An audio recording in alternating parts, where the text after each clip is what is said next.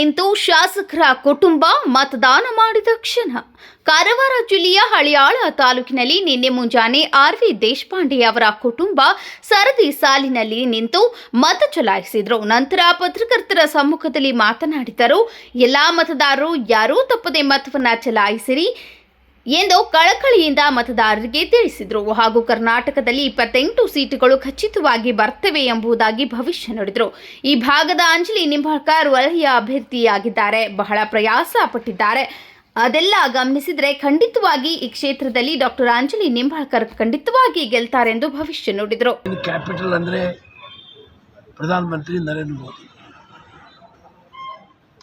ಯಾವ ಕಾರ್ಯಕ್ರಮವೂ ಕ್ಯಾಪಿಟಲ್ ಅಲ್ಲ, ನಾವು ಮಾಡಿದ ಕೆಲಸನೂ ಕ್ಯಾಪಿಟಲ್ ಅಲ್ಲ, ಜನರ ಸಂಪರ್ಕವೂ ಕ್ಯಾಪಿಟಲ್.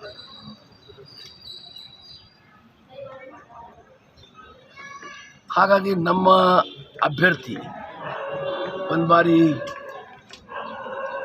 ಖಾನಾಪುರ ಕ್ಷೇತ್ರದಿಂದ ಆರ್ಸ್ ಬಂದಿದ್ದರು, ಶಾಸಕ ಆಗಿ ಕ್ರಿಯಾಶೀಲರಿದ್ದಾರೆ, ಒಳ್ಳೆ ಮಾತುಗಾರರಿದ್ದಾರೆ,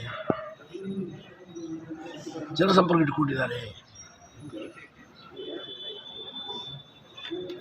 ಮತ್ತು ಇಡೀ ಕ್ಷೇತ್ರ ಸುತ್ತಿದ್ದಾರೆ.